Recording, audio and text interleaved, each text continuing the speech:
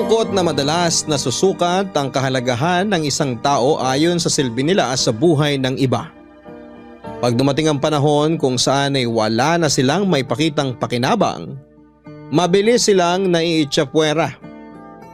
Ikaw kabarangay, minsan ka namang naging inutil sa mata ng iba.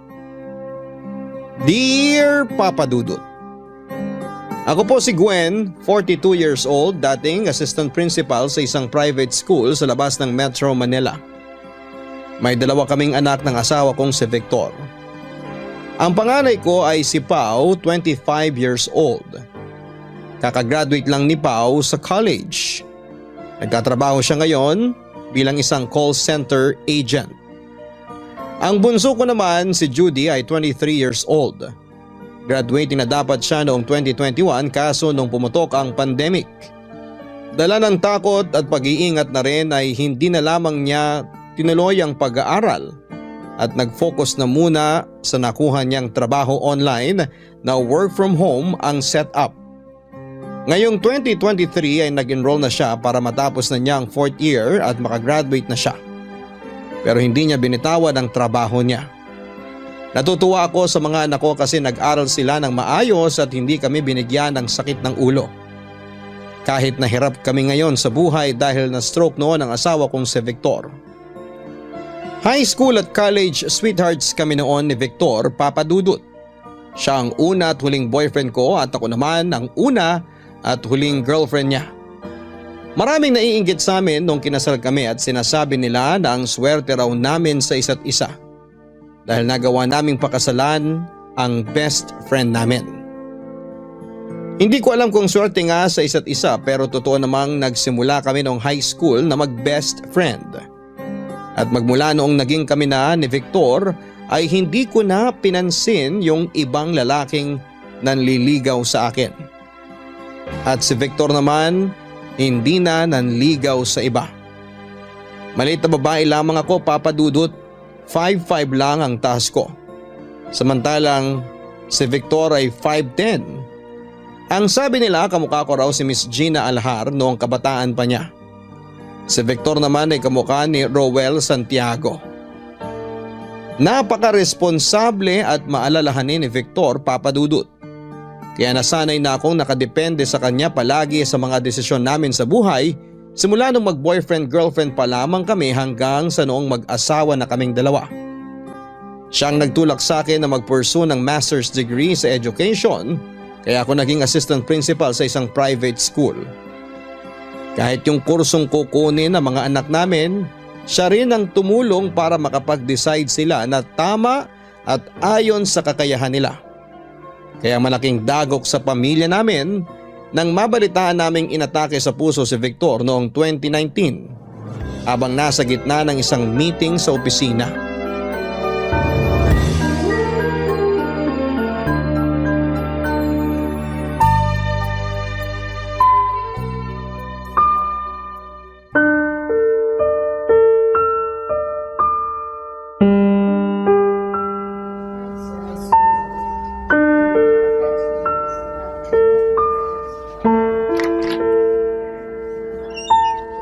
Hi Ma, nandito na kami ni Judy. Ay anak, mabuti naman. Kanina pa kayo hinahanap sa akin ng papa nyo. Kumusta si Papa? Mukha namang bumubuti na ang kalagayan niya. Binigyan siya ng gamot kanina kaya nakatulog siya. Katutulog pa lang niya mga 10 minutes nang dumating kayo. Okay ang tulog si Papa Ma, para bumilis recovery niya. May mga binili nga pala kami ni Judy sa katabing grocery nitong ospital bago dumiretso dito. Pakipatong mo na lang ang mga yan sa lamesa, nak. Salamat. Okay. Sorry Ma kung natagalan kami. Naghanap pa kasi kami ng adult diaper na kakasya kay Papa. Out of stock na yung brand na ginagamit niya dito sa ospital eh. Okay lang. Sinabi ko naman sa papa nyo kanina na gagabihin kayo ng dating kasi marami pa kayong lalakarin. Nauunawaan naman niya. Ma, umiiyak na naman ba kayo? I'm sorry. Nung tinitignan ko kasi ang papa nyo habang natutulog, naisip ko, kawawa naman siya. Hindi na niya magagawa yung mga bagay na gusto niyang gawin. Hindi na siya makakapag-basketball. Hindi na tayo makakalabas ng bahay para manood ng sine at kumain sa labas. Ma, ang importante, buhay pa rin si Papa. Pwede tayong umiyak sandali, pero wag naman araw-araw. Sa tuwing dumarating kami ni Kuya Pao dito sa ospital, naaabutan namin kayong umiiyak. Hindi ko naman pinapakita sa papa niyo. Ayokong kaawaan niya ang sarili niya at lalong ayokong kaawaan niya tayo. Major heart attack nga ang nangyari kay Papa. Pero sabi ng doktor, dahil bata pa si Papa, makaka-recover siya. Kailangan lang ng therapy para makagalaw siya ulit at makalakad. Matagal na proseso pero posible. Yun nga lang, sa ngayon, hindi pa niya magagawa yun. Hindi lang siguro ko sanay na hindi natin naririnig ang opinyon ng papa niyo pagdating sa mga mahahalagang desisyon sa buhay natin bilang isang pamilya. Sa lagay ni Papa ngayon, Ma, tayo ang gagawa ng lahat ng mga desisyon. 3 naman tayo ni Kuya Pao, kaya kakayanin natin to. Kailangan tayo ni Papa ngayon, kaya kailangan nating maging matatag, Ma.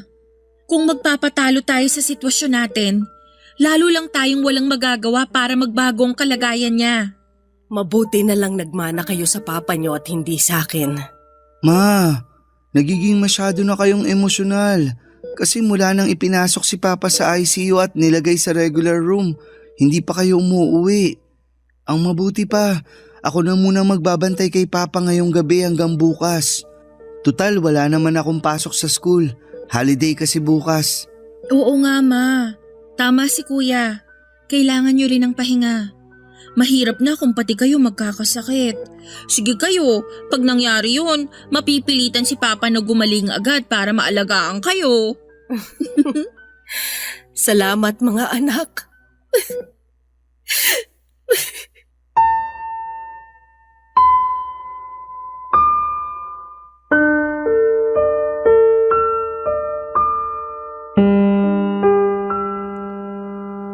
Aaminin ko, Papa Dudut, nalaman ko kung gaano ako kahina noong inatake sa puso si Victor. Natulala na lamang ako nung tinawagan ako ng office nila at sinabing inatake siya. Mabuti na lang at nasa bahay ang 2 kong anak at sila ang nagdala sa akin sa ospital. Kung wala sila baka hanggang ngayon, nakatulala pa rin ako. Pagkalipas ng 1 buwan, nakalabas na ng ospital si Victor. Dahil wala kaming makuhang caretaker agad ay kinailangan kong mag-leave ng 3 araw para matutukan ang pag-aalaga sa asawa ko. Tumutulong din ang mga anak ko pag libre sila. Noong atakihin sa puso si Victor, nag-aaral pa pareho ang 2 naming anak. Ayoko namang huminto sila sa pag-aaral kasi 1 taon na lamang matatapos na si Pao sa college at si Judy naman, 2nd year college na sa susunod na taon. Buong tapang kong inako ang responsibilidad sa pag-aalaga kay Victor dahil ako ang asawa niya at sumumpa kami sa harap ng Diyos na magsasama sa hirap at ginhawa. Pero ang hirap pala, Papa Dudut. Napakahirap, Papa Dudut. Ako ang nagpapakain, nagpapaligo at naglilinis kay Victor tuwing dumudumi siya o umiihi. May mga pagkakataon na nakikita ko siyang umiiyak habang pinapalitan ko siya ng diaper. Hindi ko na tinatanong kung bakit siya umiiyak dahil baka maiyak din ako. Pero alam ko na nahihiya siya sa akin dahil ako ang gumagawa ng mga bagay na yon. Mabait na pasyente si Victor. Hindi siya magreklamo hanggat hindi talaga siya nasasaktan. Dahil paralisado ang kalahati ng katawan niya, mas madalas siyang nakahiga kesa nakaupo kaya marami siyang bed sores sa kanyang likuran. Sa gabi lamang siya umuungol para ilabas ang sakit na nararamdaman niya. Minsan, bumabangon ako para itagilid siya at hindi na lumala pa ang sugat niya sa likuran. Minsan naman ay aaminin ko, Papa Dudut, hinahayaan ko na lamang siyang umungol sa gabi. Siguro ay dahil sa sobrang pagod sa maghapong pag-aalaga ko sa kanya, kaya hindi ko na siya inaasikaso. O siguro ay dahil sa galit sa kanya at sa sarili ko. Galit sa kanya kasi hinayaan niyang atakihin siya sa puso kahit na alam kong hindi niya kasalanan yon. at galit sa sarili dahil napakahina ko. Napapagod lang, umaayaw na ako kaagad.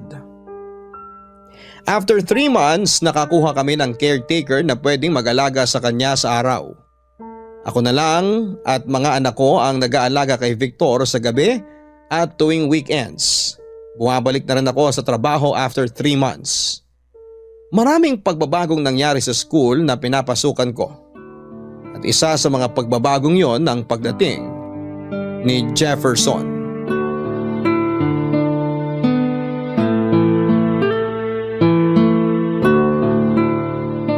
Patay mali siya. Anong patay mali siya? Nakita ko yon. Nakita mong ano? Nung binigyan ka ng bulaklak ng bagong teacher natin, si Jefferson. Ah! Wala yun, ano ka ba? Nagpasalamat lang sa akin yung tao dun sa binigay kong evaluation sa kanya nung nag-demo siya. Paano niya nalaman yung evaluation mo? Hindi ba confidential yun? Personal friend niya raw yung isang teacher. Nalaman niya na dahil sa akin kaya siya natanggap dito sa school natin. Wow! At may bulaklak agad na kapalit. Iba ha? Ikaw naman? Walang mali siya yun. Grateful lang yung bata. Hoy! Anong bata sinasabi mo? Matanda na yon at binata, Gwen. May itsura rin. Kaya ingat ka.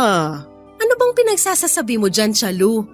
Para na niya akong nanay. Halos magkasing edad lang sila ni Pao, kaya anong ingat ang gagawin ko? 15 years lang ang tanda mo sa kanya. Okay pa yun. At tanggap na yun ngayon. Nabasa ko nga, exciting yung ganong age ka para sa millennials. 2 in 1, nanay na, girlfriend pa. Tumigil ka nga. Educators tayo, Chalu. Hindi tayo dapat nasasangkot sa mga ganong usapin. Isa pa may asawa ko. Masaya ako sa naging buhay naming mag-asawa. Ni sa panaginip hindi ko naisip na pagtaksila ng asawa ko. Ikaw naman, masyado mo namang sineryoso. Nagbibiro lang ako. At saka, totoo man o hindi, walang masama kung may crush sa'yo si Jefferson. At least dahil sa'yo, nai-inspire siyang maging mabuting teacher. Kahit na biro wag mong sasabihin yon. Wag ngayon. Gwen, pinatatawa lang kita dahil alam kong hirap na pinagdadaanan ng pamilya mo. Gusto ko ring makita yung dating Gwen na palaging nakangiti at nagbibigay ng encouragement sa mga bata at co-teachers niya. Sana nga bumalik na yung dating Gwen na kilala nyo. Ma'am Gwen, Ma'am Chalu, pauwi na ba kayo? Maya-maya siguro, Jefferson. Bakit mo na itanong? Sabay na kayong umuwi sa akin mamaya. Dala ko yung kotse ko. Sigurado ka? Nakakahiya. Naku, huwag kayong mahiya. On the way naman yung mga bahay nyo papunta sa amin. Si Ma'am Chalu na lang. Marami pa akong kailangan tapusin. Salamat na lang. Ay, ako na lang kung ayaw niya, Jefferson. Ihatid mo ako sa amin, ha? Opo, Ma'am Chalu. Papadudot ng gabing yon. Hindi pa ako nakakatapak sa bahay namin, parang pagod na ako. Parang nagrebelde ang kalooban ko at sinasabing mas mapapagod pa ako buong gabi dahil kailangan ako ni Victor. Umiling na lamang ako at bumuntong hininga ng malalim at sinabi ko sa sarili ko na kailangan kong labanan ang mga ganong pakiramdam para sa kapakanan ng pamilya namin. Araw-araw pagkagaling ko sa trabaho ay kailangan kong kumbinsihin ang sarili ko na pumasok sa loob ng bahay. Nagtatagumpay naman ako na himukin ang sarili ko na pumasok sa bahay, magbihis at alagaan si Victor. Tuwing umuwi ako, maliligo muna ako, magbibihis at kakain ng mabilis. Bago ko naman ituon ang atensyon ko sa asawa ko. Para ka nag-aalaga ng sanggol, Papadudot. Ganon yung pakiramdam. Kasi walang kayang gawin si Victor, kailangan talaga siyang alalayan. Hindi siya kakain kung hindi mo siya pakakainin. Mamamaho siya kung hindi mo siya lilinisan. Pwedeng may mangyari sa kanyang masama kung hindi mo siya babantayan. Minsan mas mahirap pa sa akin kapag ang daming ginagawa sa school na tipong ubos na ubos ako tapos pag uwi ko ay aalagaan ko pa ang asawa ko. May mga pagkakataon na hindi ako excited umuwi pero kailangan kong gawin. Lagi akong puyat at tuwing weekend lang ako nakakabawi ng kaunting tulog kasi wala akong pasok. Pero dumating ako sa punto na habang inaasikaso ko si Victor, may mga pagkakataon na hindi ko na nararamdaman ng pagod. Madalas din na nahuhuli ko ang sarili kong napapangiti. Napapangiti ako hindi dahil inaalagaan ko ang asawa ko, kung hindi dahil naaalala ko ang mga kabutihang pinakita sa akin ni Jefferson. Barangay Love Stories. Barangay Love Stories. Papadudot, bago ma-stroke si Victor ay normal ang takbo ng buhay namin. Normal din ang relasyon naming mag-asawa. Hindi kami ganoon ka-intimate palagi, siguro dahil pareho kaming pagod sa trabaho kaya mas pinipili na lamang naming matulog. Pero dahil mahal namin ang isa't isa ay mas na-express namin sa ibang paraan ang pagmamahala namin. Hindi namin sinusukat ang lalim ng samahan namin sa kama kundi sa lalim ng malasakit namin sa bawat isa. Yun ang namimiss ko kay Victor mula nung maparalyze siya, Papa Dudut. Namimiss ko yung mga usapan namin tungkol sa trabaho, sa mga bata o sa kahit na anong bagay. Namimiss ko yung mga ngiti niya sa tuwing nahihirapan ako sa trabaho. Tapos mamasahihin niya ang likod ko at sasabihing magiging maayos din ang lahat bukas. Namimiss ko yung mga yakap niya sa tuwing natatakot ako kapag kumukulog at kumikidlat. Papadudot, yun ang dinadasal ko noon sa Diyos tuwing gabi. Ibalik na niya sa akin ang asawa ko. Yun din siguro ang dahilan kaya naging magiliw ako kay Jefferson, Papadudot. Pag dumarating ako sa school ay lagi niya akong kinukumusta. Pag lunch, kung hindi siya sasabay sa aming kumain ay padadalhan niya ako ng paborito kong dessert. Napapansin ko rin ang iningitian niya ako sa tuwing nakikita niyang umiinit na ang ulo ko sa mga bata sa school at sinasabi sa akin na okay lang yan, Miss Gwen. Hindi ko sinasabing nalipat kay Jefferson ang pagmamahal ko kay Victor, Papadudot. Ang sinasabi ko lang ay nakikita ko kay Jefferson ang ilang katangian ng asawa ko. Kaya itinuring ko na siya na parang kapatid o pamangkin. Pero dahil kay Jefferson kaya ako na-frustrate sa sitwasyon naming mag-asawa. Gusto kong maging masigla si Victor kagaya ni Jefferson. Pero hindi niya magawa, Papadudut. Nung minsang pinuntahan ako sa bahay ni Jefferson para maghatid ng ilang papers na kailangan kong pirmahan ay naabutan niya akong nagpapaligo kay Victor. Nang malaman niya kung anong ginagawa ko ay agad niya akong tinulungan. Siya ang nagbuhat kay Victor papunta sa kwarto namin. Tumulong din siya sa pagdadamit kay Victor. Nung pinakilala ko si Jefferson kay Victor ay hindi ko alam kung bakit nakangiting tumingin sa akin si Victor. Pero malungkot ang kanyang mga mata. Nagtaka ko pero hindi ko na lamang pinansin.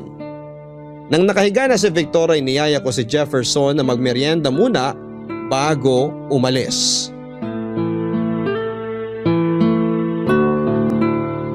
Ang dami niyong nakasabit na mga picture sa pader. Nakuha namin ni Victor yan sa mga magulang namin. Ganyan din kasi sila, mahilig magsabit ng mga picture sa pader ng bahay. Parang dekorasyon na rin. Sino tong dalawang bata? Mga anak namin yan. Panganay namin si Pau, yung babae, bunso namin si Judy. Lika, tabihan mo ko dito sa sofa, may ipapakita ako sa'yo.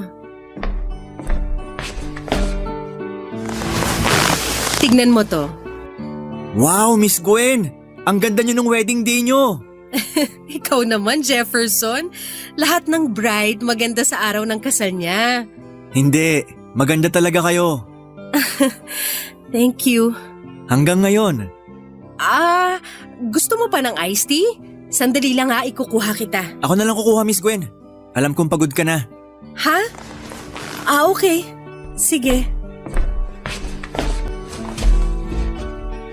Miss Gwen? Bakit? Nakita mo na yung pitchal ng iced tea? Ito ba yon? Yung nandito sa malapit sa lababo? Oo, yan yun. Sabi ko ito na yun eh. Salamat. Kuha ka na rin dyan ng cookies kung gusto mo.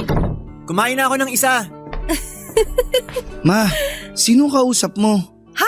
Anak, nandiyan ka na pala. Bakit kayo tumatawa na parang teenager?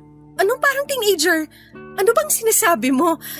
Kausap ko yung bisita ko. Nandito ngayon yung bagong teacher namin sa school. Nasa area raw siya kaya dumaan na siya rito. Hello?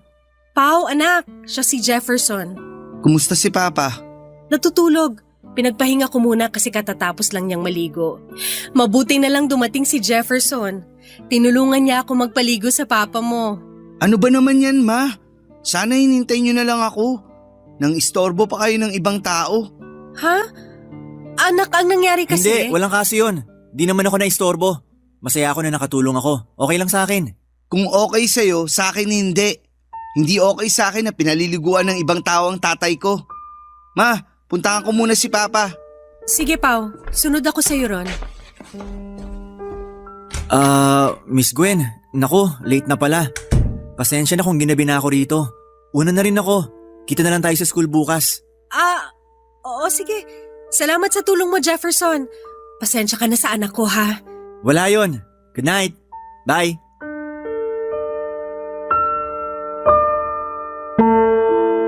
Papa Dudut, nagpasalamat ako kay Jefferson bago siya umuwi.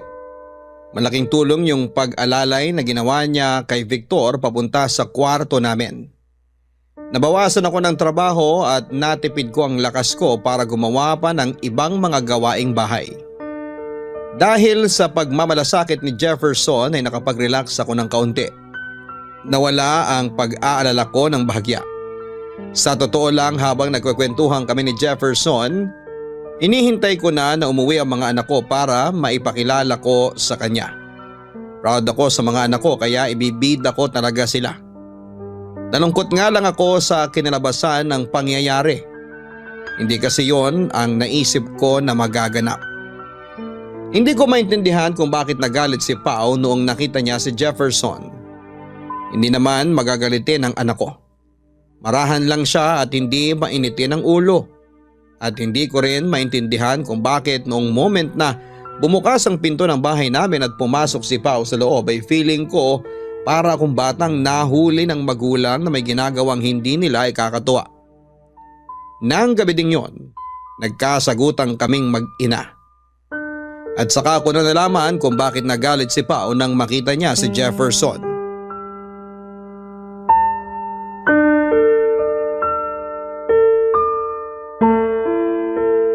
Pa, may kukunin lang ako sa kwarto ko. Babalik ako agad. Pao, mag-usap nga tayo sandali. Mamaya na, Ma. Marami pa akong gagawin. Aasikasuhin ko pa si Papa. Ngayon na tayo mag-usap. Ano bang pag-uusapan natin, Ma? Alam mo ba kung anong ginawa mo kanina? Hindi, Ma. Bakit? Ano bang ginawa ko? Pinahiya mo ko sa bisita ko. Paano kita pinahiya, Ma? Hindi kayo dapat mahiya. Wala sa atin ang dapat na mahiya. Dahil wala naman akong ginawang masama. Binastos mo si Jefferson kanina. Tinaasan mo siya ng boses. Pao, hindi ka namin pinalaki ng papa mo na walang galang. Ang galang, pinapakita sa mga taong mabubuti ang kalooban. Hindi sa mga tao na may masamang intensyon. Anong masamang intensyon ang sinasabi mo? Pumunta rito si Jefferson para magpapirma ng mga document na kailangan naming isubmit ngayon. Nagmagandang loob lang siyang tulungan ako sa pagpapaligo sa papa mo. Hindi lang siya ngayon pumunta dito. Hindi ba siya rin yung madalas maghatid sa inyo pa uwi? Dalawa kami ni Chalo na hinahatid niya. Si Chalo ang unang bumababa tapos ako. Iniisip mo ba ang ako lang ang hinahatid niya? Ma, hindi mo alam. Ganun ang style ng mga lalaki. Anong style ang sinasabi mo? Style yun para mahulog ang loob nyo sa kanya. Alam kong si Papa ang first at last boyfriend nyo. Kaya mahina kayo bumasa sa mga paraan na ginagawa ng ibang mga lalaki para makuha ang babaeng gusto nila. Wala siyang gusto sa akin. Meron, Ma. Meron. Hindi nyo kasi nakikita yung nakikita ko. Tsaka kitang-kita ko rin na nahulog na ang loob nyo sa kanya. Pao, mali na yung mga paratang mo. Hindi ako nagkakamali, Ma. Alam mo rin na totoo ang sinasabi ko. Madali kayong naluloko ng lalaking yun kasi nalulungkot kayo. Alam ko yun. Kitang-kita ko yun. Naghahanap kayo ng pagmamahal. Pagmamahal na hindi na kayang ibigay sa inyo ni Papa. Tapat ako sa papa nyo. Ni hindi pumasok sa isip ko kahit minsan ang pagtaksilan siya. Kahit hirap na hirap ako, kahit ang bigat na ng lahat, hindi ako nagrereklamo dahil mahal ko siya. Kasama ako ng papa niyo na kinakalaban yung sakit niya para mas mabilis siyang gumaling. Tinitiis ko lahat at kinakaya ko lahat para sa papa niyo. Kung ganun ang tingin niyo sa akin, mabuti pang huwag niyo na akong ituring na ina. Ma, I'm sorry. Natatakot lang ako. Kasi hanggang ngayon, halos hindi pa rin gumagaling si Papa. Natatakot ako na baka dahil doon, iwan mo siya. Pag nangyari yun, baka lalo siyang magkasakit. Ayoko lang na gurumami ang lagay ni Papa. Gusto ko na siyang gumaling para bumalik na tayo sa dati. Miss ko na si Papa nung malakas pa siya. I'm sorry, Mama. I'm sorry din, anak.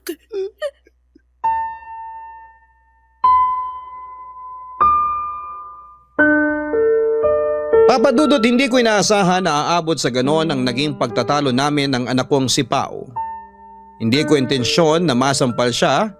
Hindi ko napigil ang pagsabog ng emosyon ko dahil sa paratang niya sa akin na nahuhulog na ang loob ko kay Jefferson. Hindi ko lang matanggap na iniisip ng anak ko na hahayaan ko ang aking sarili na tuluyang ibaling sa ibang pagmamahal na meron ako para sa aking asawa. Nakakagulat na umabot na pala si Pao sa punto na iniisip niya na iiwan ko ang papa niya para kay Jefferson.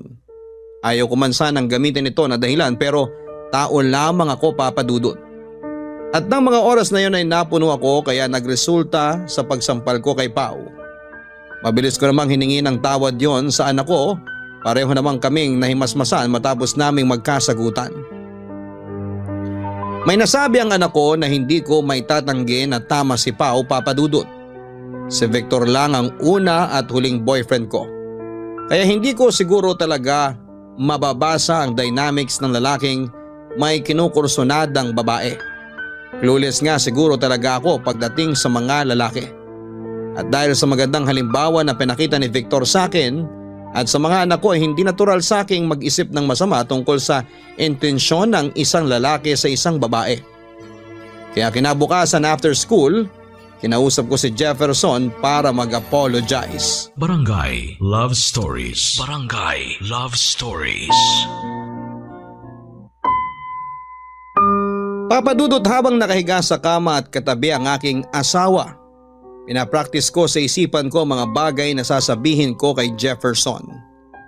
Alam ko na nararamdaman niya yung kawalan ng respeto ng anak kong si Pao noong ipakilala ko siya rito. At tulad nga ng nabanggit ko kanina, hindi normal yon sa anak ko. May pinagdadaanan pala siya kaya siya nakapag-react ng ganon. Marami na pala siyang hinala na nabuo sa isipan niya. Buti na lang at sabay namin yung naayos matapos naming magkasagutan. Kinaumagahan maayos na si Pao.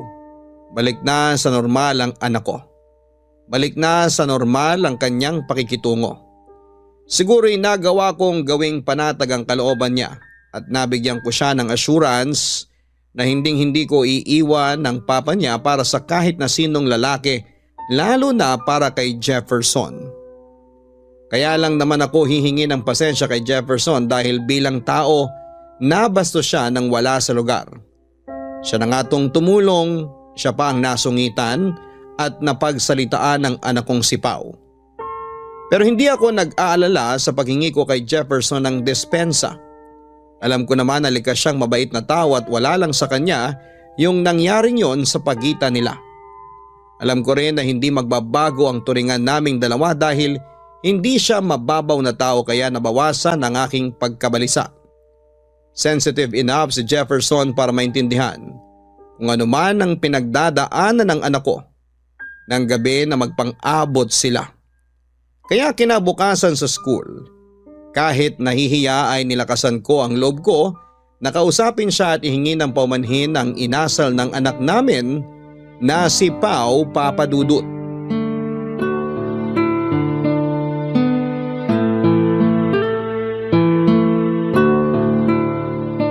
Kumusta asawa mo kaninang umaga pag alis mo, Miss Gwen? Ayos naman siya. Wala namang naging problema. Magandang balita yan kung ganon. Buti wala kayo na-experience na kakaibang nangyayari sa kanya na tipong magpapanik kayo. Sorry, hindi kita maintindihan. Nako, pasensya na kung di ko na-explain ng maigi. Okay lang. Pero ano ba sanang ibig mong sabihin? Paano ko ba i-explain? Yung tipong bigla na lang siyang manginginig o biglang may sasakit sa kanya. Yung mga ganon. Ay, wala namang mga ganong eksena. Buti na lang. Kasi kung sakali, dadagdag pa yun sa bigat na pasan-pasan namin ng mga anak ko. Di lang dadagdag sa inyo ng mga anak mo, pati na rin ang asawa mo. Sigurado ako na siya rin nahihirapan na ng husto. Nakwento mo sa akin noon na siya talagang haligi ng pamilya nyo. Kaya mahirap din lahat to para sa kanya. Oo, tama ka. Mahirap nga rin para sa kanya tong sitwasyon niya. Parang ang kinurot puso ko nung nabanggit mo na habang nililinisan mo siya at pinapalitan ng diaper, naiiyak siya. Oo. Para ako nadudurog tuwing ganun ang eksena naming mag-asawa. Pakiwari ko nahihiya siya na kailangan siyang bantayan at alagaan ng ganun. Na kailangan niya ng tulong ng iba para lang gawin yung mga napaka-basic na mga gawain tulad ng pag-upo, pagkain, pag-inom ng tubig at kung ano-ano pa. Hindi niya rin siguro sukat akalain na mangyayari sa kanya to. Naaatakihin siya sa puso. Ang lakas niya eh. Wala siyang bisyo. Maganda rin ang pangangatawan niya. Hindi siya mataba at kumakain siya ng tama. Minsan, pag nakakarinig ako ng mga ganyang kwento, yung malakas naman sila at maalaga sa katawan pero inatake sa puso o kaya nagkasakit ng malala. Sa totoo lang, nawiwirdohan ako. Kasi 'di ba, dapat hindi sila magkasakit kasi nga maalaga sila sa sarili. Tama ka. Ang weird ng mga ganong pagkakataon. Pero hindi mo talaga alam kung saan at kailan dadapo ang sakit. Maswerte si Victor sa'yo kasi kinakaya mo lahat. Kasi kung ibang babae yan, baka iniwan na siya. Mahal ko si Victor at alam kong maipapanalo namin tong pinagdadaanan niyang to. Hindi rin siya mahirap alagaan kasi hindi siya maarte. Oo, tama. Di nga siya mahirap alagaan. Nakita ko mismo yun nung tinulungan kita na paliguan siya. Pero, kumusta naman si Victor, Miss Gwen? Improving naman? Mabagal ang progress niya kasi kung ano siya mula nung ma-discharge siya sa ospital matapos siyang atakihin sa puso. Ganun pa rin siya hanggang ngayon eh. Wala namang palya yung mga gamutan niya? Sinisikap ko na wala siyang mamiss na gamot. So far, lahat ng mga nireseta nabili ko naman lahat. Napapagod ang katawan ko, oo, pero never mapapagod ang puso't kaluluwa ko na alagaan siya. Dama ko yung lalim niyang sinabi niyo, Miss Gwen. Nga pala, mabalik ako sa pinag-uusapan natin kanina. Pasensya ka na sa inasal ng anak ko, ha? Pero huwag ka mag-alala. Nagseselos lang siya para sa papa niya. Ni-reassure ko naman siya na hindi totoo ang mga hinala niya. Okay lang, Miss Gwen. Hindi nga totoo pero valid ang reason niya. Anong ibig mong sabihin? May dahilan para magalit siya. Kasi may gusto talaga ako sa'yo. Ano? Alam ko suntok sa buwan kung liligawan kita. Pero gusto ko lang yung pakiramdam na gusto kita. Di ko alam pero sumaya ako ng husto mula nung maramdaman ko to. Gusto kong napapasaya kita. Gusto ko napapangiti kita. Gusto ko na palagi kitang nakikita. Pero… I'm sorry kasi kumakapit ako sa isang bagay na alam kong hindi ko dapat kapitan. Pero hindi ko mapigilan ang sarili ko eh. Salamat sa affection na pinapakita mo sa akin pero… Huwag na akong umasa, tama? Okay lang. Pero pwede bang hayaan mo lang na may gusto ako sa'yo? Huwag mo akong iwasan. Huwag ka matakot. Ang gusto ko lang, ipakita ang pagmamahal ko sa'yo.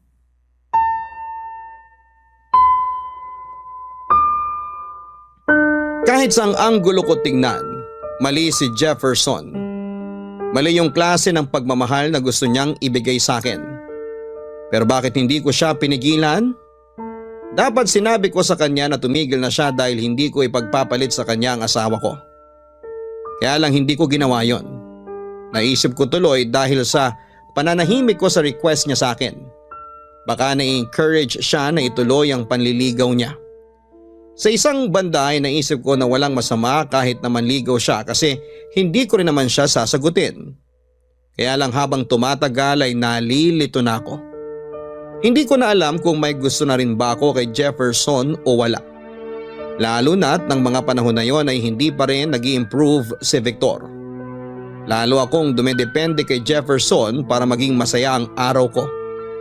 Natatakot ako. Alam ko na isang araw ay masasabi ko kay Jefferson na may gusto na rin ako sa kanya at pagsisisihan ko ang araw na yon. At dumating na nga ang araw na kinakatakutan ko. Totoo pala na pag wala kang tapang, manghihiram ka ng tapang sa alak at magagawa mo at masasabi mo ang mga bagay na karaniwan mong hindi nagagawa o nasasabi. Nang minsang magkaroon ng party sa school ay napainom ako ng marami. Nang mapansin ni Chalo na lasing na ako, kinausap niya si Jefferson na ihatid na ako pauwi.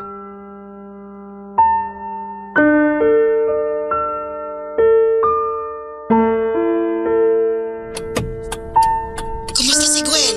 Lasing na lasing pa rin pero okay naman siya. Huminto kami kanina kasi medyo nasusuka. Nag-hazard muna kami tsaka ako siya inalalayan bumaba ng kotse.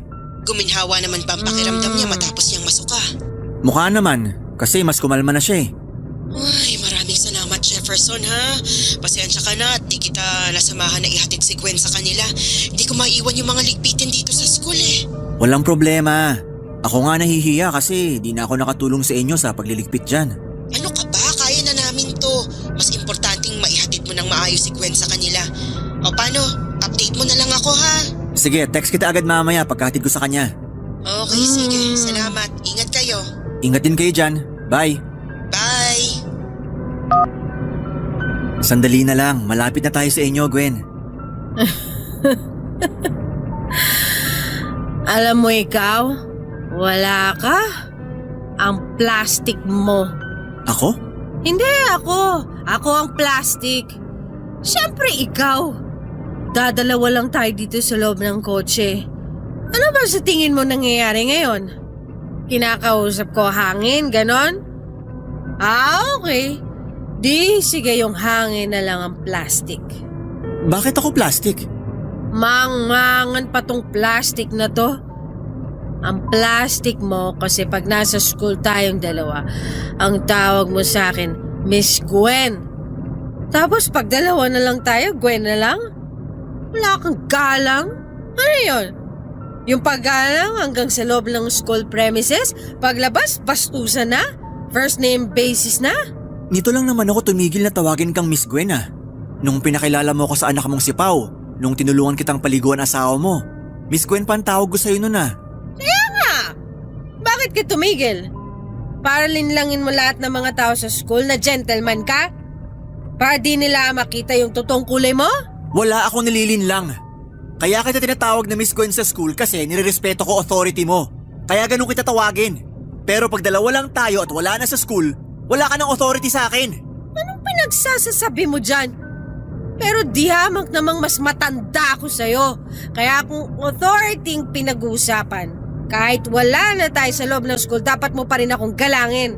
Hindi ko nakikita na dapat kong gawin yun. Hindi mo nakikita? Bakit? Bulag ka ba? Bulag ka ba o bastos ka lang talaga? Aray! Daan-daan naman sa pagpreno! Ako ba, lasing o ikaw? Gwen, ano ba nangyayari sa'yo? Napapagod ka na ba? Kung pagod ka na, magbakasyon ka muna. Pumunta ka sa malayo, malayo sa lahat. Malayo sa akin, malayo sa trabaho, malayo sa mga anak mo, lalo na malayo sa asawa mo. Hindi yung iniipon mo yung pagod mo tapos sasabog ka ng ganito. Tama ka. Napapagod na ako. Alam kong sumumpa kami sa harap ng Diyos na magsasama sa hirap at ginhawa, sa lungkot at saya. Pero ngayong nasa bahagi na kami ng pagsasama namin na mahirap at malungkot, parang hindi ko na kaya. Parang gusto ko nang sumuko. Parang gusto ko nang tumalikod. Parang gusto ko nang bumitaw at dumakbo palayo sa inutil kong asawa. Ba't hindi mo gawin? No! May sasabihin ako sa'yo. Since wala tayo sa school, ibig sabihin wala akong authority over you, di ba? Kaya sige, susubukan ko magpakatotoo sa'yo. Total, pantay na lang tayong dalawa eh. Alam mo, na-realize ko, nagugustuhan na kita. Hindi kasing tindi ng pagmamahal ko sa asawa ko, pero may gusto na ako sa'yo. May nararamdaman na ako para sa'yo. Teka sandali, bago mo ko husgahan, alam kong mali, pero hindi ko mapigilan ang sarili ko. Kaya tulungan mo ako, Jefferson. Please. Willing akong tulungan ka simula pa lang nung makilala kita. Mula pa lang nung malaman ko na may mabigat kang dinadala. Handa akong harapin lahat ng mga sasabihin nila. Handa ako na samahan ka kahit saan. Kahit ngayon na kung gusto mo, umalis tayo. Kung sasama ka sa akin, dadalhin kita sa malayo. Hindi. Hindi, Jefferson. Hindi ko kailangang umalis. Ayoko magpakalayo. Ikaw ang bahala. Ako mag-a-adjust sa setup na gusto mo. Di mo ko naiintindihan eh. Ipaintindi mo kasi sa akin. Ano bang gusto mong gawin ko? Tulungan mo kong maging mabuting babae. Tulungan mo kong maging mabuting asawa. Tulungan mo kung wag mapabilang sa mga babaeng nagtataksil sa mga asawa nila. Nakikiusap ako, Jefferson. Kung talagang mahal mo ko, lumayo ka na sa akin. Kalimutan mo yung nararamdaman mo at hayaan mo ko sa asawa ko.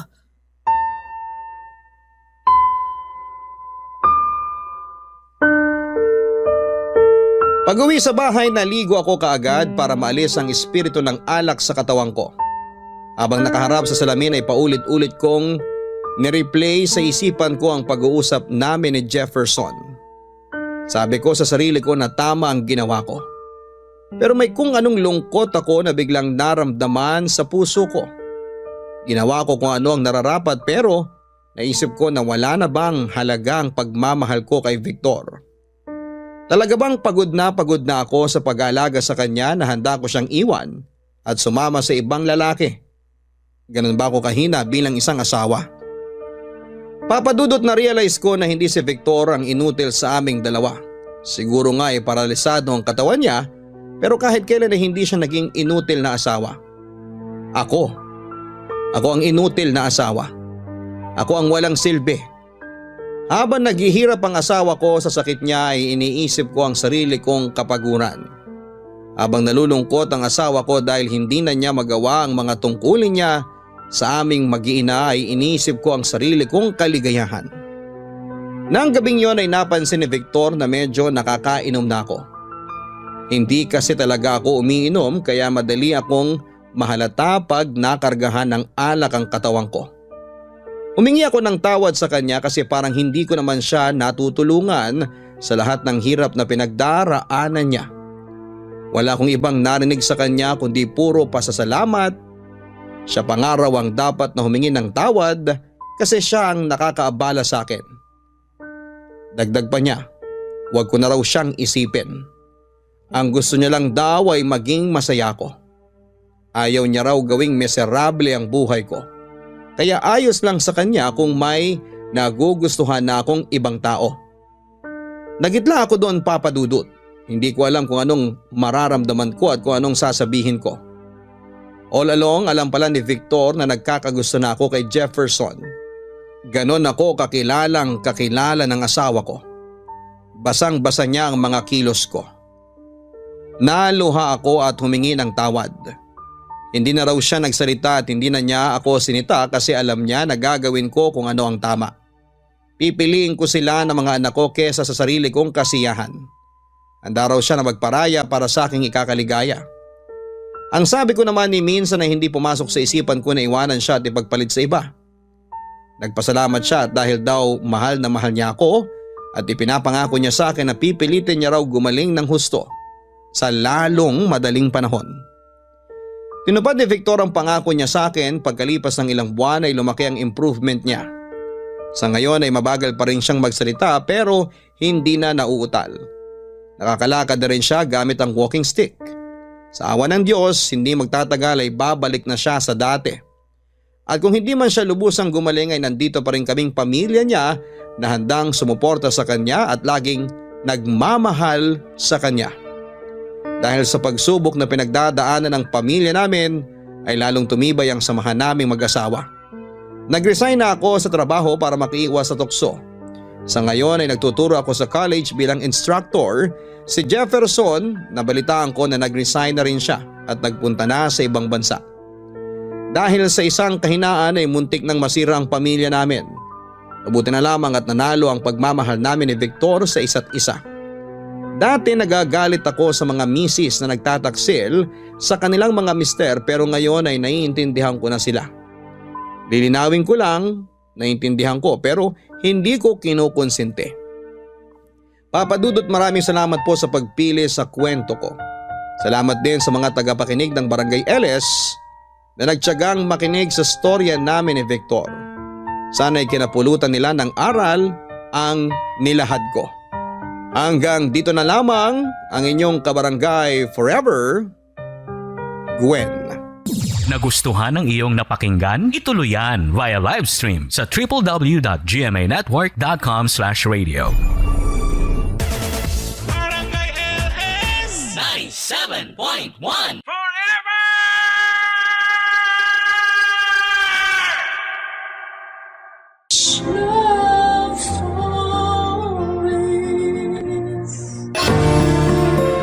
May mga tao na binibiyayaan ng anak, ngunit hindi pa handang maging magulang.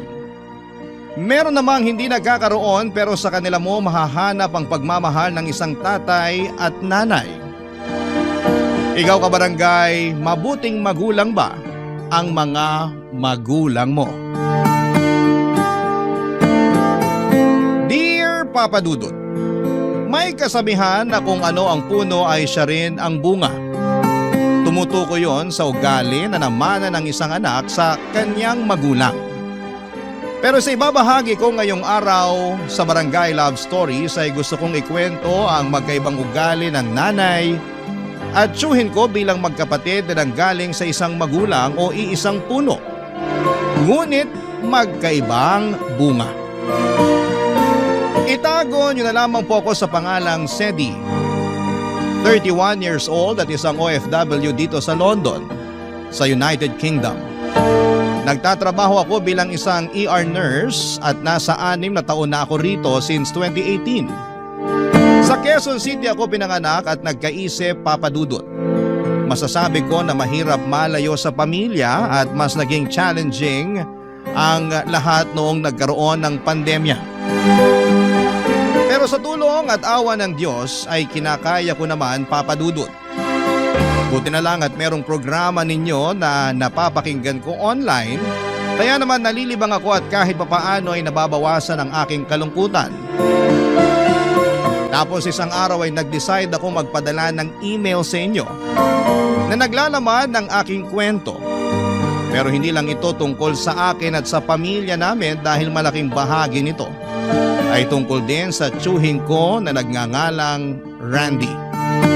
At magsisimula ang lahat taong 1993 kung kailan pinanganak ako ng nanay Mirna ko, Papa Dudut.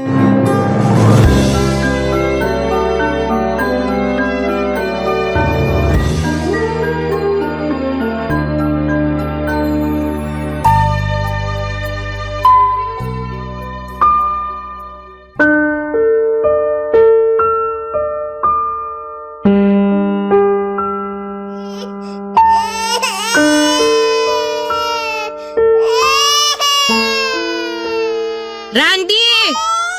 Randy, halika nga rito! Ano ba yun, ate? Ha? Hala, umiiyak ang pamangkin ko. Kaya nga buhatin mo muna, patahanin mo. Nakakairita eh. Ay, sige, gusto ko yan. Katutulog ko lang, bigla na naman yan umiyak, kakainis. Tahan na, baby. Nandito na ang yung magandang tito. Psst, tahan na. Hoy, ano ba sinasabi mo dyan? Sinasabi ko lang naman yung totoo. Di ba, baby? O, di ba? Sang-ayon yung anak mo. Paano sasang-ayon na hindi yan nakakapagsalita? Ay nako, akin na nga yung anak ko. Dali, akin na. Akala ko ba ayaw mo sa anak mo? Bakit mo kinukuha sa akin? Saan naman ang galing yan? Sa akin lang.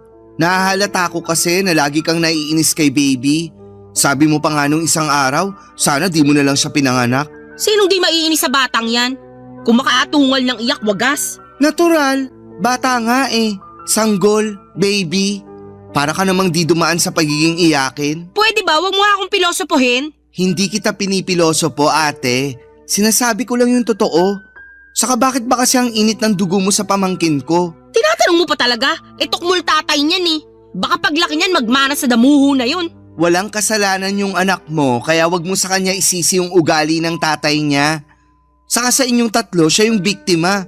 At paano naman nangyari yon? Siyempre, nabuo siya dahil di kayo nag-ingat. Tapos sa kanya kayo magagalit. Sige, hindi na ako sa kanya magagalit, kundi sa'yo na. Oh, bakit naman napunta sa akin galit mo dyan? Inaano ka ng beauty ko. Naaalibad ba rin talaga ako sa'yo at dyan sa kabaklaan mo? Lahat na lang talaga ng makita mo, damay sa inis mo. Nakakainis naman talaga eh. Sigurado ako na kung nabubuhay si nanay at tatay, di nila papayagan yung pagiging binabae mo. Kaso nga, wala na sila. Saka mabait kaya mga magulang natin. Kaya nga siguro sila kinuha agad sa atin. Basta, kung ayos lang sa kanila yung pagiging bakla mo, sa akin, hindi pa rin. Akala mo naman may magagawa ka para pigilan ang kabaklaan ko. Kaya nga akin yung anak ko, mahawa pa siya sa pananalita at kilos mo. O ayan. Pag umiyak yan, wag mo akong tatawagin sa labas ha. Bakit naman hindi? Makikipaglaro ako sa mga kaibigan kong babae. Magsaing ka muna at magpakulo ng tubig bago ka makipaglaro. Ate naman. Mamaya na lang. Sasampalin na talaga kita. Oo na. Magsasaing na nga at magpapakulo ng tubig. Mahal na Reyna. Sumasagot ka pa talagang bakla ka, ha?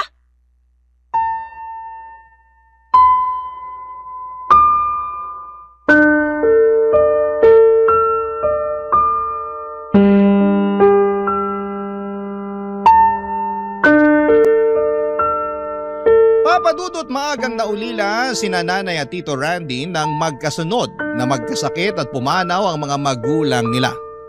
Simula noon ay si Nanay na ang kumayod para sa kanilang magkapatid. Bali nagrenta sila ng maliit na paupahan habang nagtatrabaho sa factory ang nanay. Nung pinanganak ako ni Nanay ay 20 years old lamang siya. Wala akong tatay dahil aksidente lang daw ang pagkakabuntis sa akin. Pero hindi naman ako lumaking walang father figure dahil nandyan naman ang Tito Randy ko, Papadudot. Magkasunuran lang sila ni Nanay pero magkaiba ang ugali nila. Ang tsuhin kong yon ang nag-alaga sa akin at tumayong tatay ko kaya naman mahal na mahal ko siya. Kaya lang nang tumungtong ako sa edad na 5 base na rin sa kwento niya sa akin. Nung malaki na ako ay nagkaroon ng boyfriend si Nanay. Yun yung tatay ng kapatid kong babae, Papadudot. Sa pagkakalarawan ni Tito Rito ay masungit daw ito at hindi ako tanggap. Dahil madalas din ako nitong paluin kapag bumibisita sa bahay namin. Kaya umiiyak ako ng malakas at si Tito Randy lang ang nakapagpapatahan sa akin. Mahal na mahal ako ng tsuhin ko at ayaw niyang sinasaktan ako ng kahit na sino, Papadudot.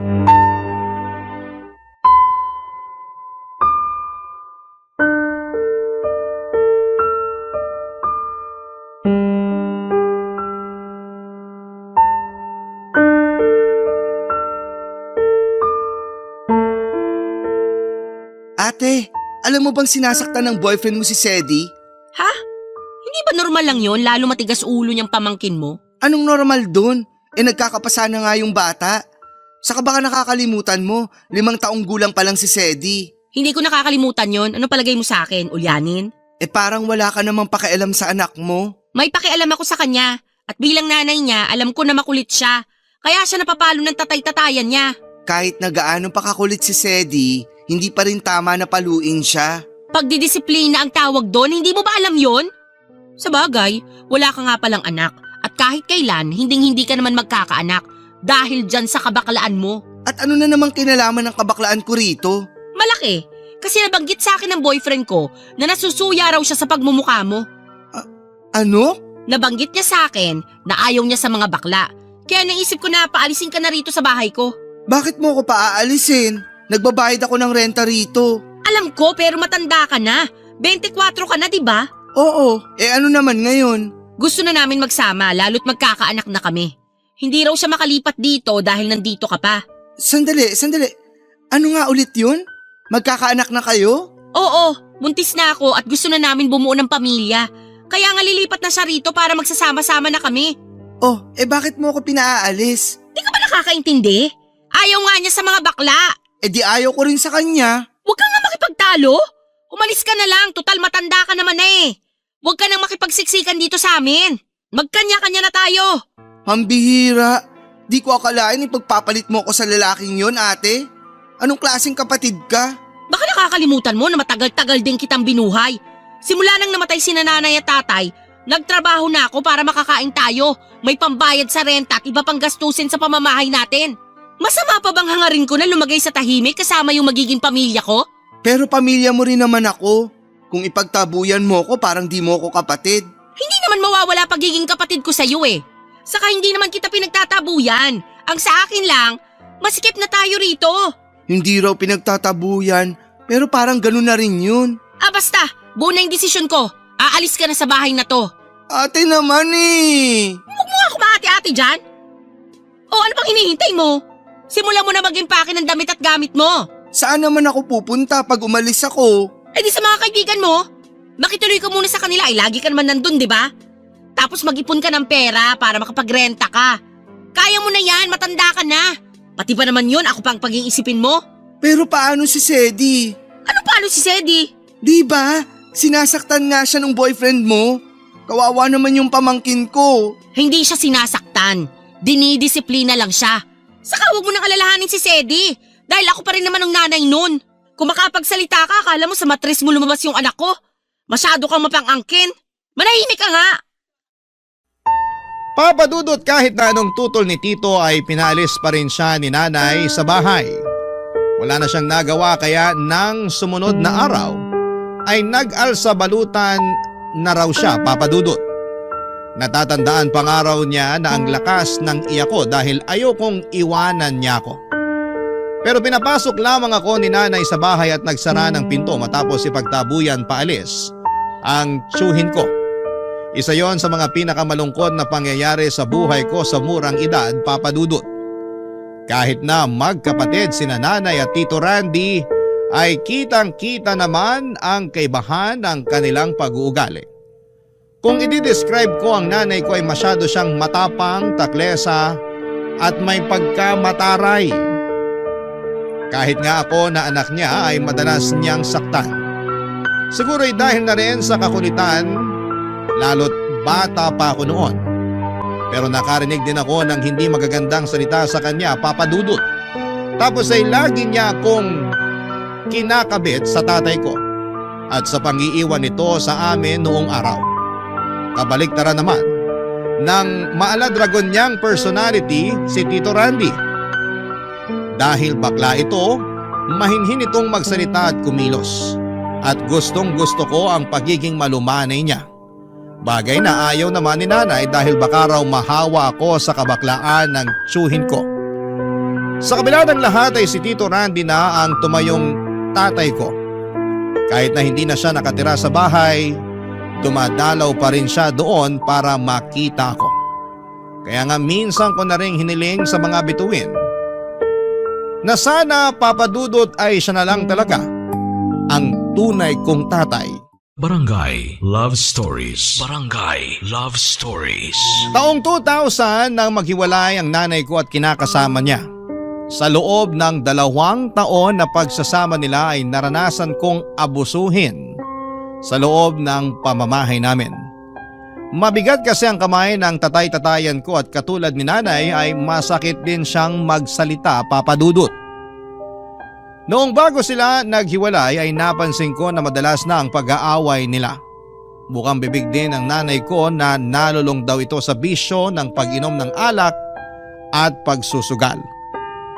Naging bayolente na rin po ito at maging ang kapatid kong babae ay pinagbubuhatan na rin niya ng kamay.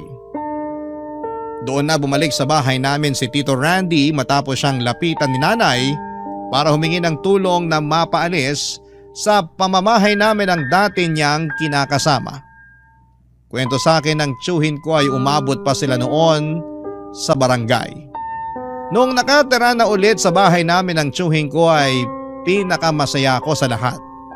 Kasi pakiramdam ko ay bumalik na yung tao na totoong nagmamahal sa akin.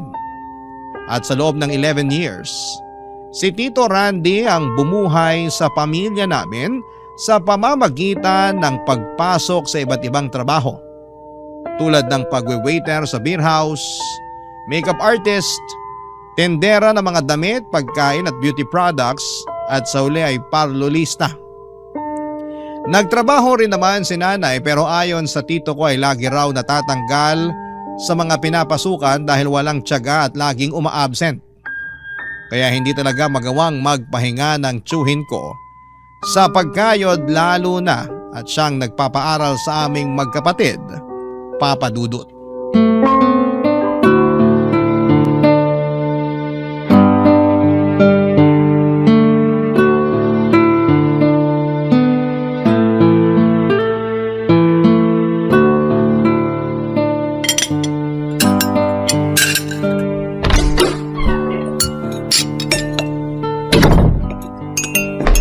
Hi, Tito! Oh, nandito ka na pala, Sedi. Kumakatito ka parang hindi mo ako nakita. Ay, hello po, Nay. Sus, si ate naman nagtampo agad. Hindi yung tampo, no? O ayan, umiinit na naman agad ulo mo. Sabayan mo na kami kumain, Sedi. Nagluto ako ng sinigang na bangus. Paborito mo. Ay, sige po. Ayan, kanin. Kukuha kita ng ulam sa kaldero. Teka, Nasaan po si Grace? Tapos nang kumain, natutulog na. ang sabihin mo, nag-inarte kasi ayaw ng ulam. Kaya ayun, natulog na lang. Oh, Sedi, ulam mo. Ay, salamat po.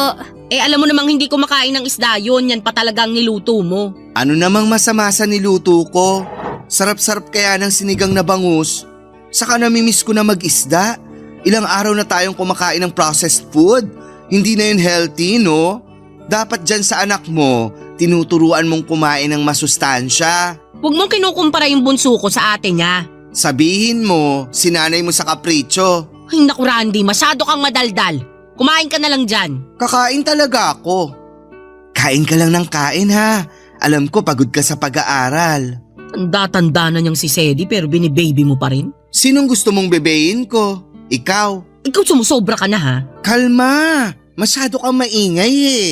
Nakakainis ka kasi. Nay, Tito Randy, wag na po kayo mag-away. Nasa harap tayo ng pagkain, no? Sorry pamangkin. Ito kasing nanay mo masyadong palengkera. Ako pa talaga yung palingkera, ikaw tong nauna. Wag na nga raw mag-away, sabi ng anak mo. Nasa harap tayo ng pagkain, di ba? Kahit na nasa harap tayo ng presidente, hindi ako magpapatalo sa'yo. Ay, bahala ka na nga dyan. Si Sedi na lang kakausapin ko. Kumusta naman school mo? Okay lang po. Ay, binigay na po pala yung class card namin para sa unang semester. Gusto niyo po makita? Sige, dali. Patingin ako. Teka, kunin ko lang po sa bag. Pwede namang mamaya na lang yan. Pwede rin namang mamaya ka na lang mag-side comment dyan, ate. Kita mong excited lang yung anak mo. Masyado ka. Ay, talaga naman. Ito po oh, tingnan niyo, Tito. Ay, panalo! Ang tataas na mga grado, walang palakol. Galing-galing naman ang pamangkin ko. Salamat po, Tito. Tsamba lang yan. Anong tsamba ka dyan? Tingnan mo nga oh, lahat nasa uno. Alam mo ba ibig sabihin yan sa grading system ng college? Mataas yan. Dapat lang. Sayang naman yung pagpapaaral mo dyan kay Sedi kung magiging palakol yung mga grado niyan. Hindi sayang yon, no? Matalino kaya anak mo. Malamang, mana yan sa akin. Ayaw ko na lang mag-talk. Napaka-kontrabida mo talaga sa buhay kung bakla ka. Mabuti pa, alis na ako. Tapos na rin naman akong kumain eh. Bahala na kayong magtsuhin dyan. Kita mo tong nanay mo. Dinamay na naman kabaklaan ko. Pagpasensyahan niyo na lang po si Nanay. Ano pa nga ba? Pero masaya pa rin ako. Kasi ang ganda ng mga grado mo, oh? Salamat po. Pinagsisikapan ko talaga mag-aral ng mabuti. Para naman hindi sayang yung mga ginagastos niyo sa akin. Hindi naman ako nanginginayang doon. Pero mabuti pa rin na mag-aral ka ng mabuti. Tandaan mo na yan lang edukasyon may ipapamana namin sa'yo. May sasalba ka niyan pagdating ng panahon. Kaya tuloy-tuloy mo na pagbutihin pag-aaral mo. Nagkakaintindihan ba tayo? Opo, Tito. O siya, kumain ka na. Damihan mo kain. Marami akong sinaing.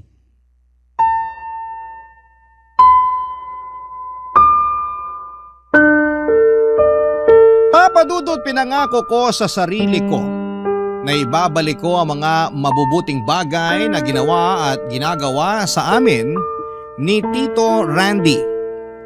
Siya ang inspirasyon ko at kahit na sinabi niya sa akin na sapat na ang makapagtapos ako para matulungan ko ang aming pamilya, para sa akin ay parte na siya ng pamilyang gusto kong tulungan pagdating ng panahon.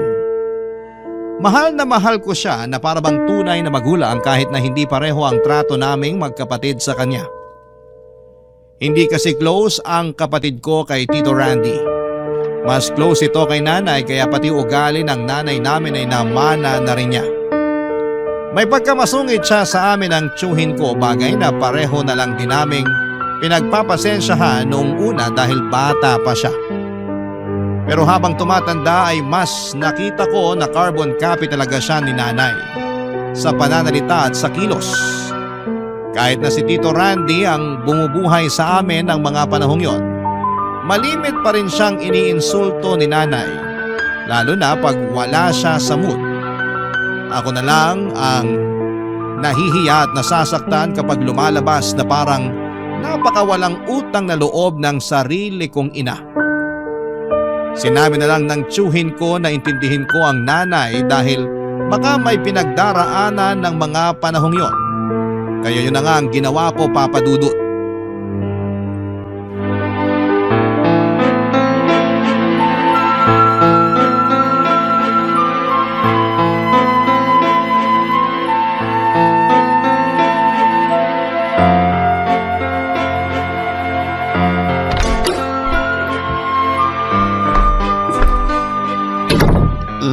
Ay, Ate Mirna! Lasing ka ba? Hindi nakainom lang. Nakainom lang daw, pero sa itsura mo mukhang nakarami ka. Ay, kalabaw! Nay! Ano po nangyari sa inyo? Nanay mo, hinahalikan yung sahig. Halika, tulungan mo ko para may iupo natin siya sa bangko. Sige po. Bigat mo, te. Ano ka mo? Hindi ako pabigat Sabi ko, bigat mo. O ayan, umupo ka nga muna. Yabang mo naman, porke ikaw nagpapakain sa amin at nagpapaaral sa mga anak ko. Ano bang pinagsasasabi mo? Wala akong pinagmamayabang. Meron. Kasasabi mo lang na pabigat ako. Nay, hindi po sinabi ni Tito yun. Mas paniniwalaan mo pa yung bakalang yan kesa sa akin na nanay mo? Pati ka naman inire niya na. Sa matres ko ikaw lumabas. Wala namang matres yung bakalang yan. Naku, pagsabihan mo yung nanay mo, Sedi. Kundi mababangasan ko na yan kahit lasing yan. Pasensya na po kayo. Nagsasabi lang naman ako ng totoo. Kaya huwag ka nang magtampo. Mabuti pa, manahimik ka na lang kaysa magsabi ka ng totoo. Tagal-tagal ko ng bakla, hanggang ngayon issue pa rin sa'yo. Hirap sa'yo. Tagal-tagal mo nang ang bakla na o-offend ka pa. Sinong di ma-offend? Sige nga. Masyado ka lang balat sibuyas. Nay, Tito, wag na po kayo mag-away. Yan kasing nanay mo. Akala mo kung sino magsalita. Pasensya na po ulit. Nay, bakit ba kayo nag-inom? Gusto ko lang naman maglibang-libang. Masama ba yun? Hindi masama kung gusto mo lang maglibang-libang. Pero masama sa atay yung alak na iniinom mo. Baka akala mo hindi namin napapansin na lagi ka nalang umiinom, ate ha? Naano ka ba ng atay ko? Saka doktor ka ba? Para sabihing masama yung pag-inom ko? Hindi, pero yung kakilala ko, kamamatay lang naman sa kanser sa atay dahil dating manginginom yon. Hindi pa ako mamamatay. Masamang damo to. Hala siya. Concern lang naman sa'yo si Tito, kaya kanya pinagsasabihan. Ako rin, concern sa inyo. At ayoko na may mangyaring masama sa inyo. Ayos lang ako. Pati yung atay ko. Kaya huwag kayong masyadong pakialamero. Ngayon na nga lang ako nag-e-enjoy kasamang mga kaibigan ko. Kokontrahin nyo pa? Baka nakakalimutan nyo. Hindi ko to nagawa nung araw dahil maaga akong nagtrabaho at pinanganak kita, Sedi. Isisisi mo na naman sa amin yung kaharutan mo. Ay talaga, sinong sisisihin ko kung hindi kayo? Ewan ko sa'yo, ate. Mabuti pa matulog ka na para may masmasan ka. Ayoko matulog! Gusto ko pang uminom! Nasa bahay na po kayo, wala na kayo sa inuman. Basta! Gusto ko pang uminom! Hinahanap pa ng katawan ko ang alak! Mukhang nasiraan na tong nanay mo. Ay, sinabi niyo pa. Papa Dudut, sobrang dismayado na ako sa pinapagawa ng nanay ko sa buhay niya ng mga panahong yon. At napadalas pa nga ang mga pag-inom at paglabas niya kasama ang mga kaibigan niya. Siyempre hindi namin mapigilang mag-alala sa kanya dahil kilala namin siya na bigay todo sa pag-inom. At ang paulit-ulit niyang kinakatuwiran ay in-enjoy lang naman niya ang mga bagay na hindi niya raw nagawa noong dalaga pa siya. Lagi niyang sinasabi na mas marami pa sana siyang bagay na nagawa kung hindi siya nabuntis sa akin. Siyempre nakaramdam ako ng matinding kalungkutan lalo na at ako na naman ang sinisisi niya kung bakit maaga siyang nagkaroon ng responsibilidad sa buhay.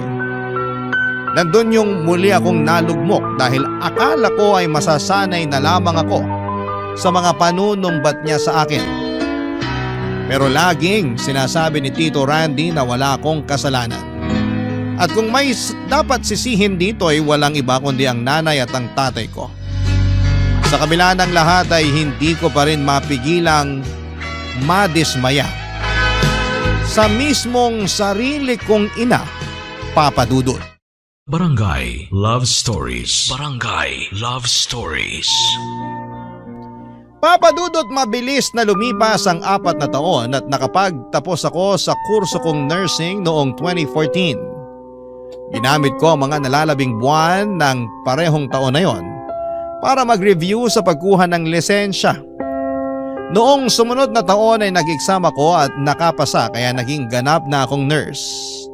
Nagporsige talaga ako para makapag-apply sa mga ospital dito sa lugar namin at kahit inabot ng 5 buwan ay nagbunga pa rin naman ang pagsisikap at pagtsatsaga ko. Proud na proud sa akin si Tito Randy dahil natupad na raw ang matagal niyang pangarap para sa akin na makapagtapos ng pag-aaral. Alam niya kasi, Papa Dudut, na mahalaga ang edukasyon. Paulit-ulit niyang sinasabi sa akin hanggang matanim yon sa isip ko. Kaya nakapagtapos ako. Sa pagpapatuloy ng panibago kong pakikipagsapalaran sa buhay bilang empleyado, ay masasabi kong hindi pala ganong kadali ang lahat, Papa Dudut.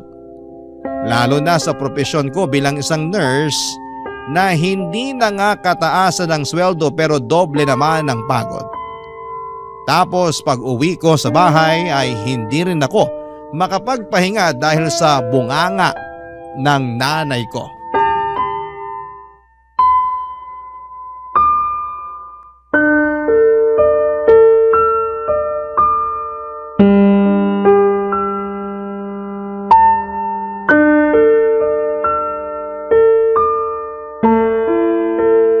Ito lang?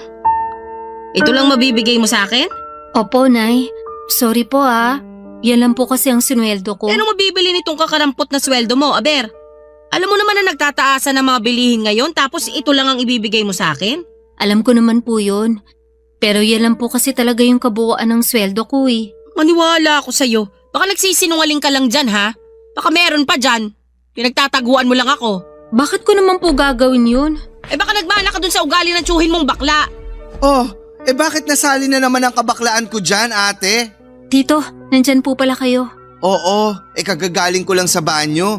Tapos narinig ko na agad yung bunganga ng nanay mo. Naghugas ka ba ng kamay mo? Aba, oo naman. Baka nga mas marumi pa yung bibig mo kaysa sa kamay ko Talaga naman? Ano na naman ba kasing problema mo? Bakit pinagagalitan mo na naman si Sedi? Sinong di magagalit? Tignan mo nga kung magkano lang tong sweldo na binigay niyang magaling mong pamangkin sa akin. Oh, Bakit di ka nalang magpasalamat na may binigay siya sa'yo? Pasasalamatan mo ba yung kakarampot na yan? Yan na po talaga yung kabuuan ng sweldo ko. Di ako naniniwala sa'yo.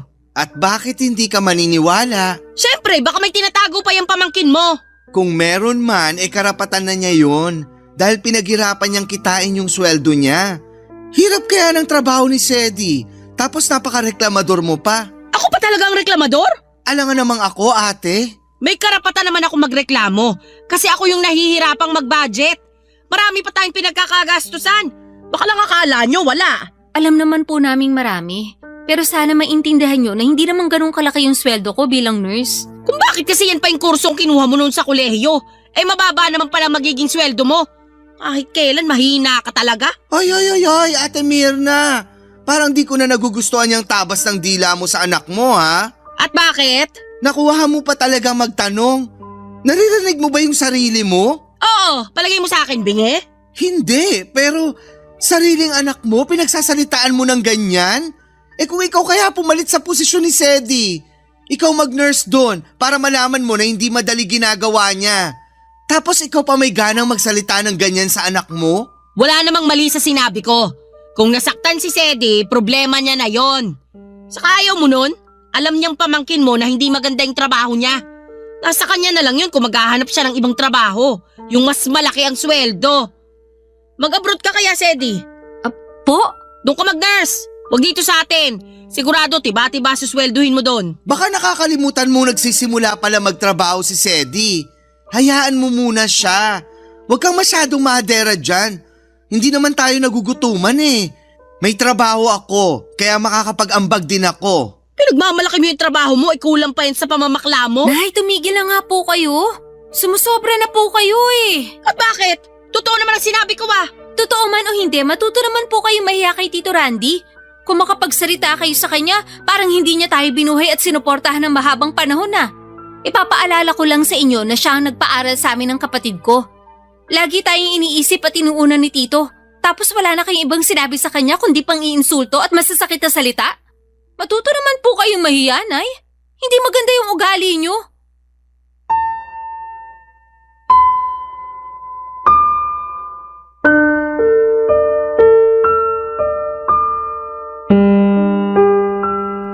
Papadudot na tameme sina nanay at Tito Randy dahil sa mga sinabi ko. In my defense ay hindi ko na napigilan ang sarili ko dahil matagal ko rin namang kinimkim na huwag masagot ng ganon ng nanay ko. Pero sumobra na siya ng mga panahong yon, Papadudot. Naawa na ako sa tiyuhin ko dahil lagi na lang niyang iniinsulto. At napapagod na rin ako sa tuwing nagtatalo sila na akala mo mga bata pa. Sa kabila ng lahat ay alam ko naman na walang perpektong pamilya. Lahat ay may kapintasan. Lahat may kakulangan. Maswerte na lamang ako dahil may isa akong Tito Randy na handang magtanggol sa akin sa nanay ko. Sa kanya ko naramdaman ang pag-aalaga ng isang magulang na hindi nabigay ng sapat sa akin ng nanay ko dahil na rin sa ugali niya. Kaya nga nakaya kong magpatuloy sa buhay dahil nasa tabi ko ang tiyuhin ko. Malaki po ang utang na loob ko kay Tito Randy dahil pinalakas niya ang loob ko sa mga panahon na nalulugmok ako. Pero habang nagtatagal ako sa trabaho, unti-unti kong na-realize na siguro'y tama nga si nanay. Mas may future ako kung sa ibang bansa ako magtatrabaho. Pero hindi pa ako desidido na mga panahong yon dahil nga natatakot pa rin ako sa mga posibleng mangyari, Papadudot. Marami akong what if sa buhay. What if mabigo ako sa pag-iibang bansa ko? What if may mangyari sa akin doon habang malayo sa pamilya ko, vice versa?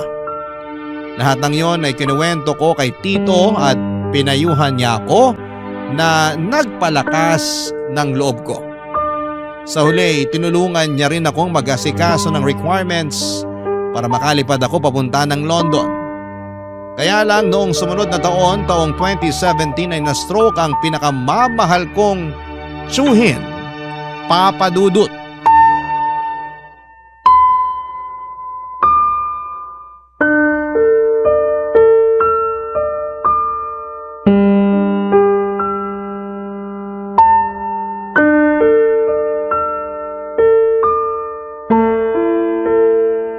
Kumusta na yung pag-aasikaso mo ng requirements?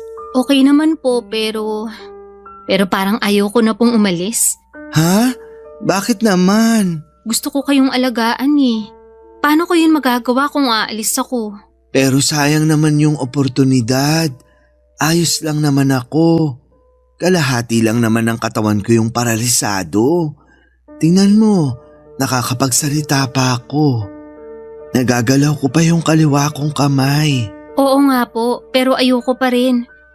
Gusto ko kayong alagaan katulad ng pag-aalaga niyo sa akin nung bata ako. Sa totoo lang, ayaw din naman talaga kitang umalis. Baka pag wala ka na rito, mas mahirapan ako. Alam mo namang hindi ko mahinga ng tulong ang nanay at kapatid mo, di ba? Kaya nga po mas lalo ko kayong ayaw iwanan. Ngayon pa na may sakit kayo. Pero baka magalit sa'yo yung nanay mo. Gustong gusto pa naman noon na mag-abroad ka. Kakausapin ko na lang po si nanay. Tsaka kung tutuusin, may maayos naman akong trabaho dito sa atin eh. Pagtsatsagaan ko na lang po muna yon, tapos maghahanap na lang ako ng sideline. Kakayanin mo ba? Umaabot nga ng 12 oras yung duty mo sa ospital. Minsan, lagpas pa, kaya wala ka ng maayos na tulog. Ayos lang naman po ako. Alagaan mo pa rin ang sarili mo. Mahirap na yung ikaw ang sunod na magkasakit. Paano kita maaalagaan? Baldado na ako. Huwag niyo na pong alalahanin ang bagay na yun. Malaki na po ako. Kayang-kaya ko na po ang sarili ko. Sa ngayon, importante po na magpalakas kayo. Hindi ako sanay na makita kayong ganyan eh. Hindi rin naman ako sanay na nakaratay lang sa higaan. Kaso, anong magagawa ko? Ay, natatakot ako na baka hanggang dito na lang yung buhay ko. Ayoko pang mamatay. Hindi pa po kayo mamamatay. Sana nga, ganun lang kadali sabihin yun. Pero, nararamdaman kong nangihina na yung katawan ko. Natatakot ako na baka isang araw hindi na ako magising pag natulog ako. Hindi po mangyayari yan. Gabi-gabi kong pinagdarasal na sana gumaling na kayo. Ayoko pa kayo mawala kaya sana lumaban pa po kayo. Huwag kang mag-alala. Hindi naman ako madaling sumuko Saka gusto ko pa kayong makasama hanggang pagtanda ko. Ikaw, yung kapatid mo, saka yung nanay nyo na kahit lagi kaming nag-aaway, mahal na mahal ko pa rin. Siyempre, kapatid ko yun Mahal na mahal din po namin kayo, Tito. Salamat kung ganun. Ay, narealize ko na napakaswerte ko dahil kahit di ako biniyayaan ng sariling anak, meron naman akong mabait na pamangkin sa katauhan mo, Sedi. Sana huwag kang magbago ng ugali kahit na lumipas ang mahabang panahon at hindi mo na ako kasama. Opo, tatandaan ko po yung sinabi nyo. Pero sana, kahit na lumipas ang mahabang panahon, kasama pa rin namin kayo. Gusto ko rin naman yan. Kaso, hindi ko hawak ang buhay ko. Pero, ayoko naman malungkot kayo. Lalong-lalo ka na. Sakaling mangyari yung di natin inaasahan. Gusto ko magpatuloy ka pa rin sa buhay. Tuparin mo pa rin yung pangarap mo. Mas magiging masaya ako pag ginawa mo yun. Kaya mangako ka. Mangako ka sa akin. Pangako po, gagawin ko lahat ng mga sinabi nyo. Mabuti kung ganun.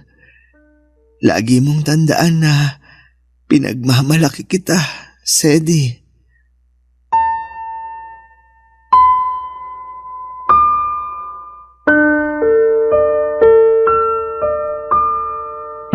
Papa Dudut, noong taong ding yon ay nagsuffer sa pangalawang stroke niya si Tito Randy.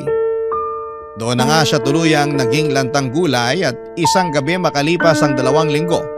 Mula nang ma-stroke siya ulit ay hindi na nagising pa mula sa pagkakatulog ang pinakamamahal kong tiyuhin, ang sakit. Sobrang sakit na iwanan niya dahil pakiramdam ko ay napakabilis ng mga pangyayari.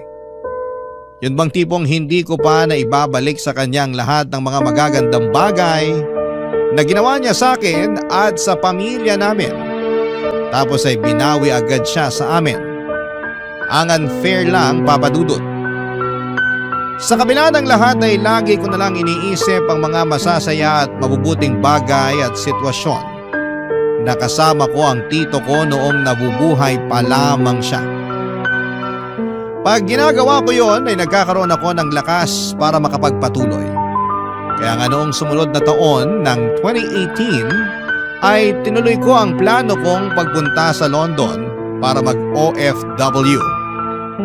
Mahal na mahal ko ang Tito Randy ko, Papa Dudut, at alam ko na kung saan man siya naroroon ngayon ay pinagmamalaki niya ako tulad ng palagi niyang sinasabi sa akin. Malungkot na maaga siyang kinuha sa piling namin pero nagpapasalamat pa rin ako sa Panginoon. Sa ilang taon na ibinigay niya para makasama namin ang pinakamamahal kong tito. Hinding-hindi ko siya makakalimutan at palagi siyang laman ng puso ko. Hanggang dito na lamang po ang sulat ko, Papa Dudut, at maraming salamat sakaling mapili po ninyong i-ere sa inyong istasyon. Malaking bagay po sa akin na mapakinggan sa Barangay Love Stories ang sarili kong storya. God bless po and more power sa inyo dyan sa Pilipinas. Ang inyong forever kapuso at ka-barangay, Sedi. Barangay Love Stories. Barangay Love Stories. Anong say mo sa Barangay Love Stories na ito? Pagkwentuhan natin sa comment section yan. Nagustuhan ng iyong napakinggan? Ituloy yan via live stream sa www.gmanetwork.com/radio.